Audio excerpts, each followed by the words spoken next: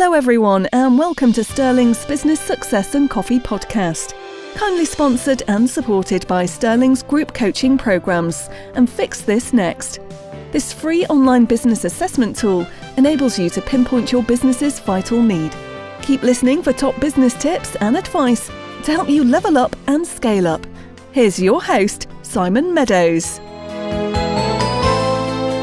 Hi everyone and welcome to this podcast episode in which I'm joined by Alex Smith.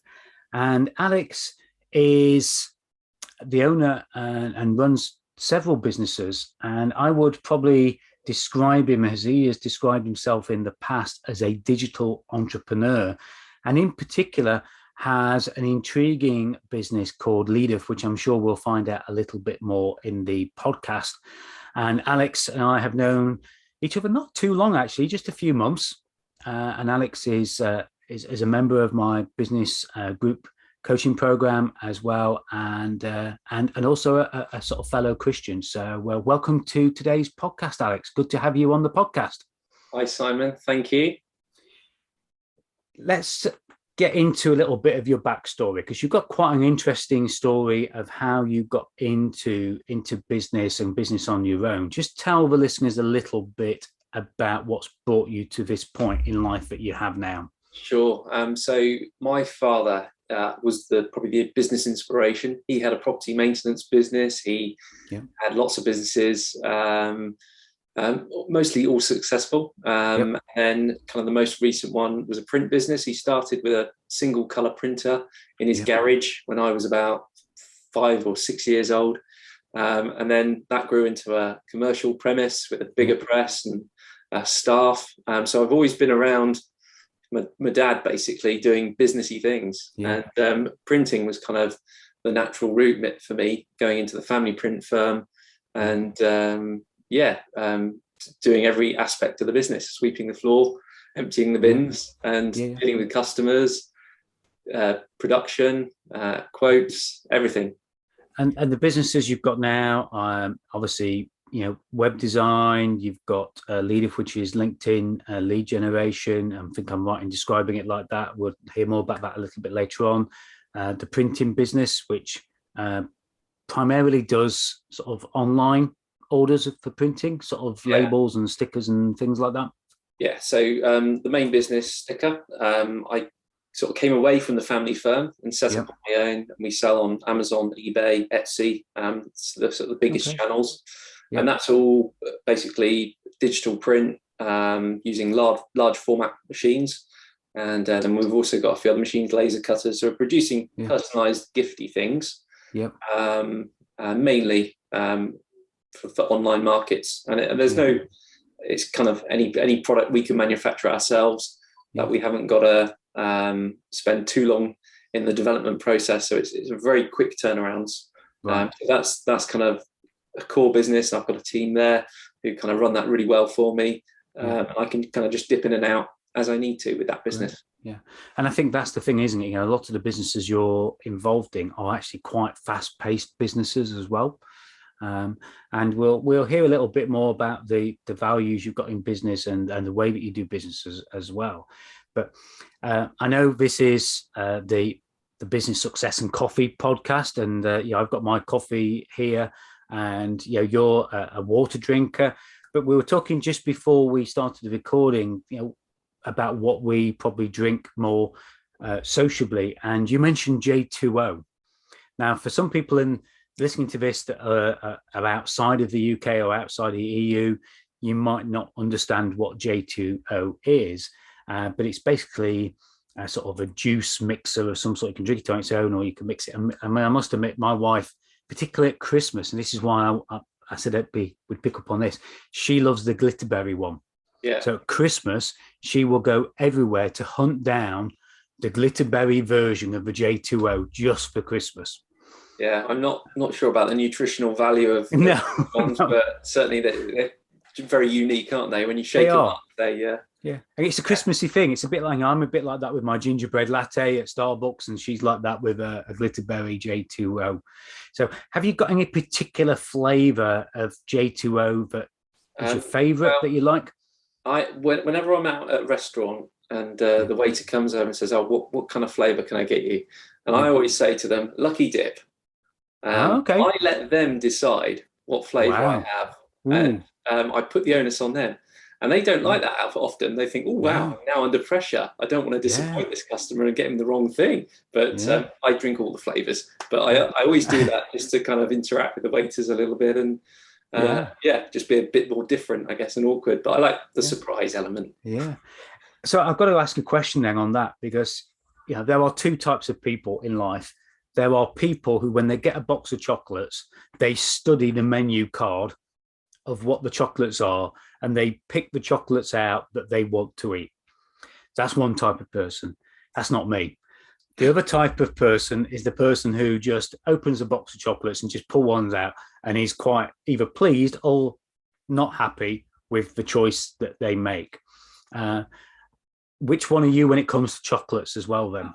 I'm probably a little bit hybrid. So I will look at it, and then if I see it's a coffee one or a liqueur or something like that, I probably will avoid it. But anything else, I'll happily take and see how it tastes, rather than read the full description of what it is. So I just look out for the no-go areas, avoid them, and then whatever else, deal with it. Yeah. See, when I open a box of chocolates, I always throw away the menu card, which drives Angela, my wife, mad, because she likes to know what she's eating. So I know when she's being into the chocolates, because I end up with all these chocolates that have had a bite out of them, because she's tasted it and gone, "Oh, don't like that," and put it back, which is really good for me, because I get all these half-bitten chocolates that she doesn't like that I actually get to have. But some might say that's disgusting, some might not. But interesting. So J2O is complete random. Give me one of your choice, but box of chocolates, not quite so. Interesting. I'm sure some mental scientist or psychological, or get my teeth into gear, somebody that's with a mind will analyze that and come up with some kind of comment of what kind of person that makes you, Alex. But we'll move swiftly on from that. Thinking about your own business then, and you can choose one of the businesses you want to talk about. What would you say is the latest or most significant thing that you've worked on or fixed or evolved in your own businesses then that you can share with the listeners? So it'd probably be the most recent project, which is Leadeth. That has been a bit of a journey. And it's a journey that's come about through COVID, very much out of COVID, it's come about. So I used to be a sales representative for the Federation of Small Businesses, getting lots of members on board. Was the remit. It's a commission-only role, so the pressure was on. And I had to go out there, do cold calling, knocking doors at industrial estates, phoning people up, pestering them, trying to get through the gatekeeper and down to that decision maker. And I kind of, after I was in that role for about 18 months, and towards the end of that period, obviously we hit COVID, and I couldn't go out anymore, visiting, door knocking, and meeting face to face with clients. So I looked to LinkedIn digital marketing as a way of kind of generating a bit of interest, generating meetings. So I thought there's got to be a smart way of doing this. I found some Chrome plugins back then. There was LinkedIn Helper, Meet Alfred, and hundreds of other tools. And they basically automate the process of connecting you with people, moving the mouse and imitating you, looking at their profile. And I got good at it. I brought in a lot of members, and suddenly all the other MAs doing the role in different parts of the country wanted me to do it for them. So I needed a very robust system that would accommodate multiple users, ideally in the cloud, not tying up a computer resource in one of my offices. So I went out to the market, researched lots of products that were there. I had literally 10 demo calls with different providers, evaluated the pros and cons, had a really cool Excel spreadsheet with all the pros, the cons, the pricing per user, the cost after 2 years. Everything was very detailed and quite methodical. So I met with one guy, and actually the guy I chose to use his software, I met him personally through a demo call, and we just clicked. And he's a family guy, and the marketing was spot on. And I just thought this is the one. It wasn't the cheapest out there, but the team, the support and everything, I just thought, let's run with it. Great. So this guy let me use his platform basically. So I've white labeled it, rebranded it my own, because I've got so many users on board. So we're currently running about 30 users at the moment, and we're looking to grow that. Yep. And what the tool does, just for anyone that's listening, is it connects your LinkedIn profile with other potential customers that you can do business with. So it's driven on a tool called Sales Navigator, but it's not needed. But you can use Sales Navigator if you want a more targeted list. Yeah. Business owners in a certain area with a certain interest, or you can scrape LinkedIn groups and things like that. So if you can find that congregation point for your ideal customer, that is a perfect way of then touching base with people. And it's a multi-message strategy. So it's a chain of drip messages that go out to prospects, one after 1 day, one after 3 days. You can set the delays. Yeah. And it just generates engagement. It generates engagement with people. Okay. And the beauty of this tool is you can A/B split test campaigns. You can see what's working, what's not. And it just automates so much of your day-to-day sales task of touching back with people, responding with them, sending them links to calendar appointments, sending them to your website for more information. And you have reply templates that you can just quickly fire back. So it just needs about 5 minutes of your time on a daily basis just to check for any replies, deal with those. And then, it just generates a really good, strong, steady stream of leads continually. So as you were talking there, and I'm sure listeners, you were probably thinking the same, many of us have perhaps been on LinkedIn and we accept a connection request, and then we get this set of messages that very often are disconnected to us, and you get the feeling they've not looked at our profile. And some people are thinking about automating and using products such as yours, which sounds an amazing product. What would you say to those people who are concerned about that sort of bot type format? How would you answer that? Yeah, LinkedIn recently changed their algorithms. So they put a limitation on the number of invites that you can send on a weekly basis. They capped it at 100. Yep. If you're a Sales Navigator subscriber and you've got an SSI score, which is a social selling index, that's the score that LinkedIn ranks you on how complete your profile is and how often you're going in LinkedIn, liking, posting comments. That has an impact on how many people you can connect with ultimately. But it grows exponentially. So you can start to connect to a few. Obviously, you can then connect to their connections.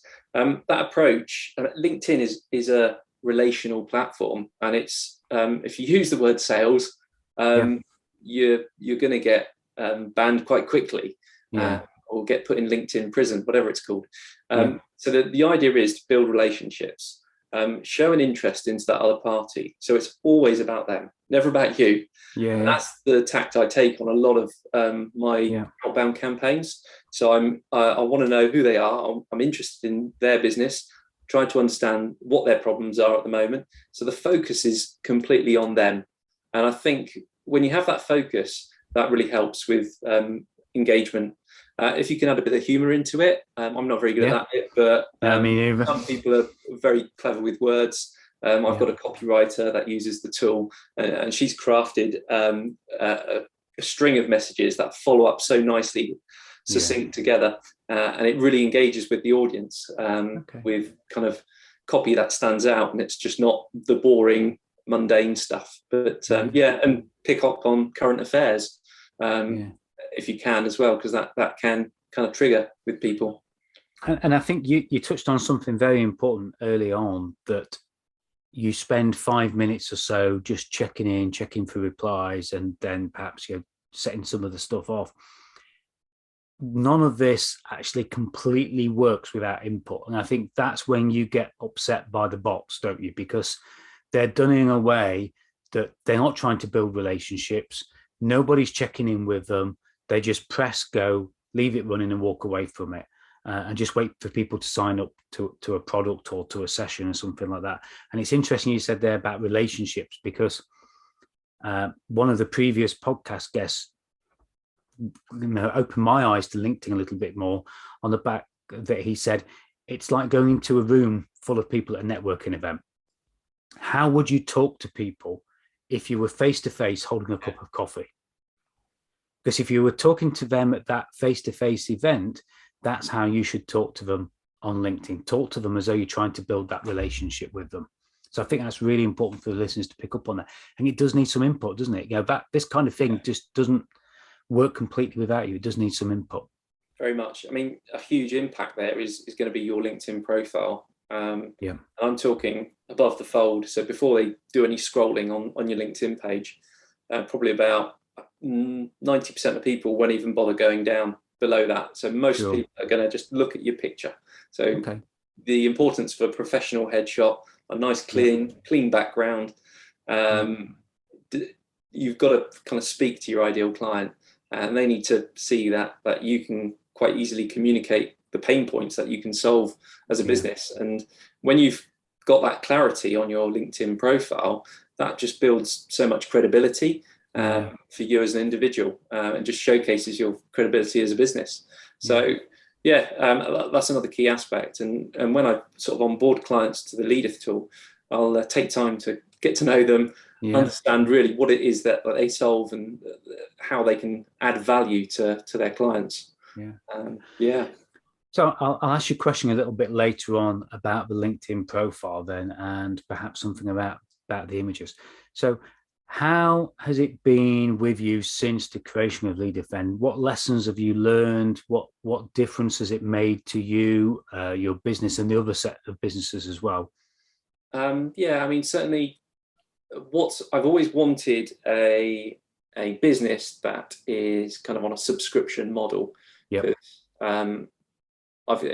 Being so diverse. I mean, I spoke to a photographer, about 2 hours ago, and had a little networking chat, and he said, "Wow, you're the most diverse person I've ever met networking in the last 2 years." He was just amazed at how much I've so much different things going on. I think that gives you a lot of things to fall back on.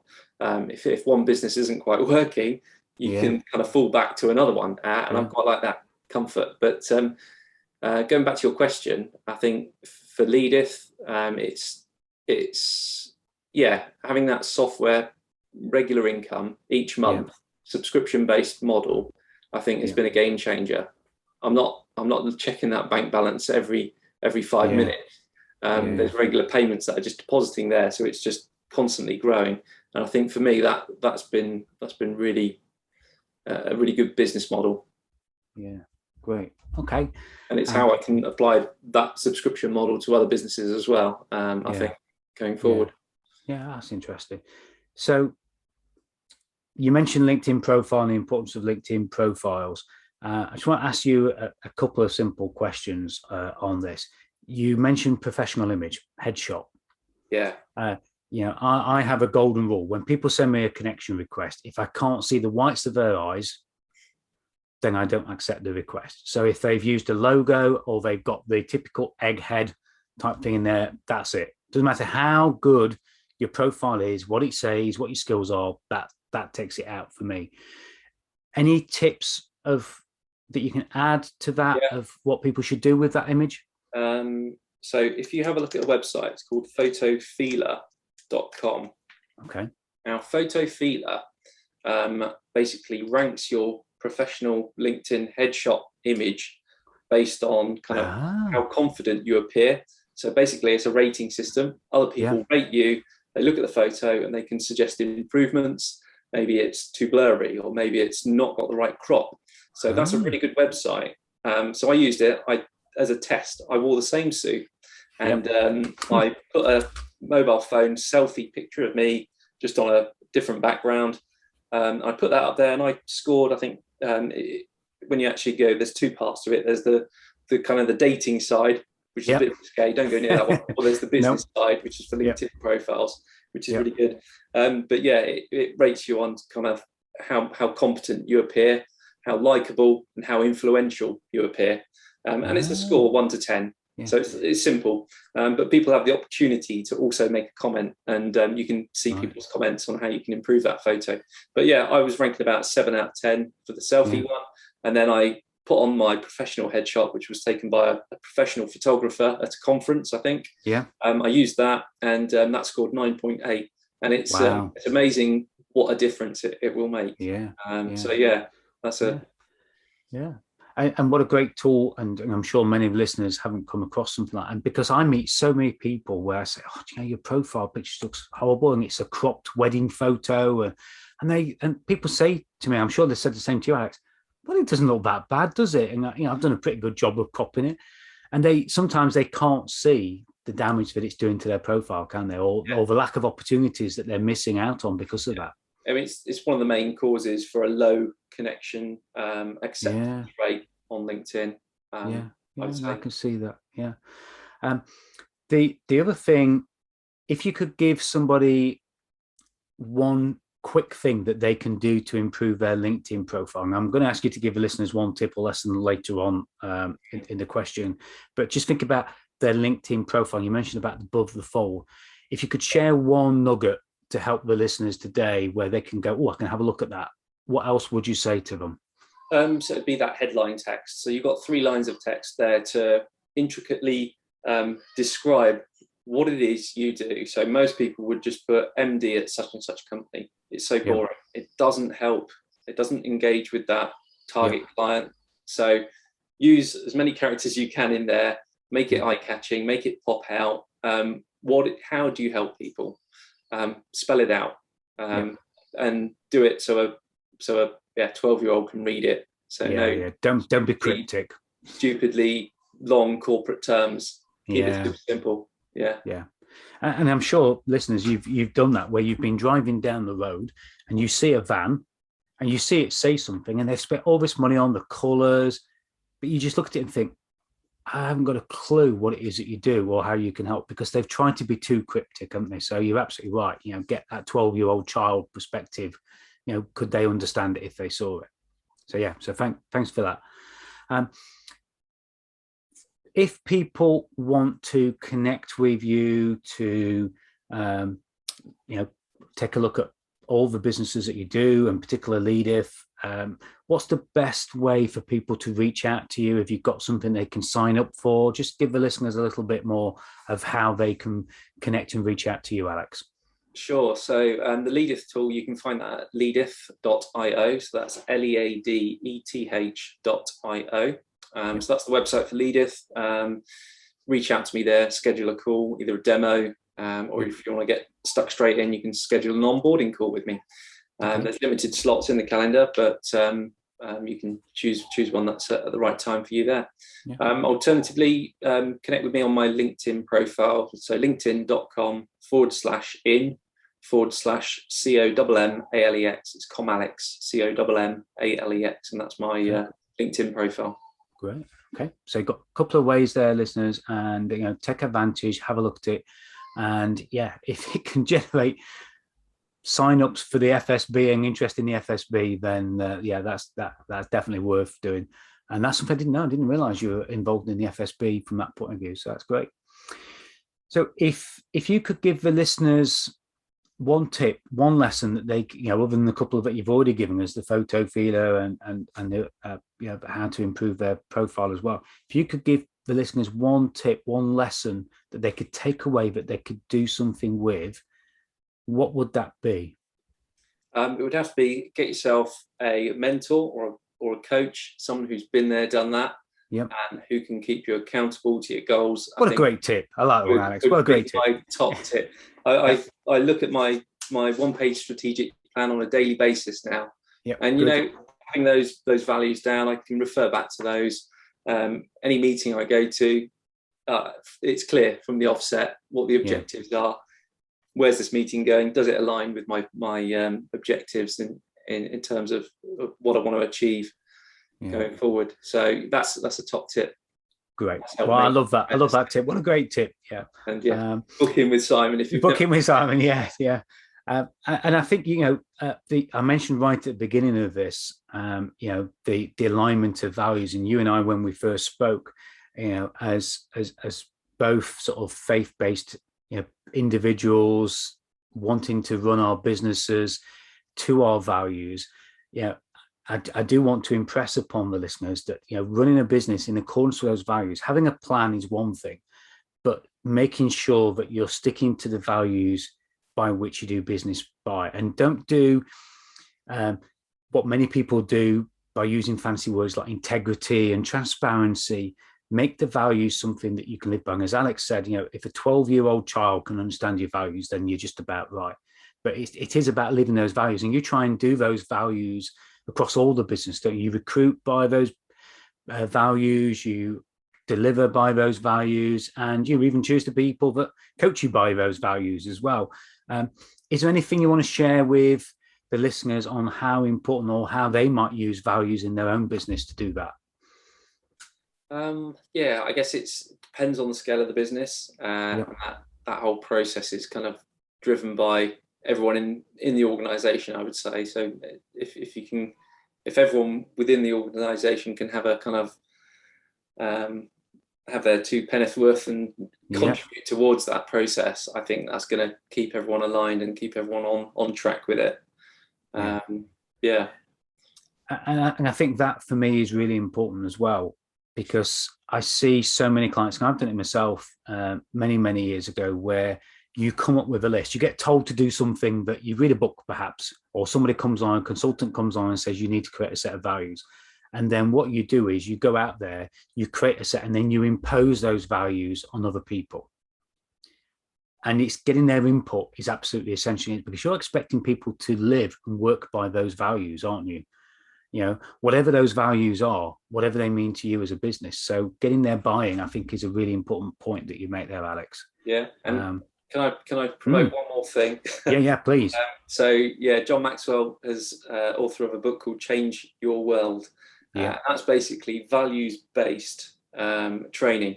So if you've got 1 hour a week and you want to explore a bit of values, what values might mean to you and what could be important for you, definitely get yourself on one of these transformation tables, they're called, because they're all done by volunteers, and you'll get connected with people all over the world. But that's a really useful tool. Certainly, it's been a tool for me in my business to get everyone singing off the same hymn sheet and understanding these values in a bit more detail. Yeah, and certainly a great resource. So that's John Maxwell. And what did you call the? It's changeyourworld.com. Changeyourworld.com. There's a book and an audio book that go with it, but it's about raising up a next generation of leaders that are going to make a bigger impact on the world and society going forward. And I think the amazing thing with the program, and I know quite a few coaches and mentors within the John Maxwell program as well that I work with in my group, that they actually walk the walk, don't they? This isn't just a change the world program by people who say it but don't really walk it. They encourage everybody within the program to actually be living it and walking it as well. So that's a great resource to mention. Yeah, thanks for promoting that. So last question. If you were to have your next random J2O surprise, okay, and I love that. I'm going to try that. Next time I go somewhere, I'm going to ask that. If you and listeners, we're all going to do the same. We're all going to have all these people saying, what's going wrong with the world? Everybody's saying, surprise me with their J2Os or whatever it is.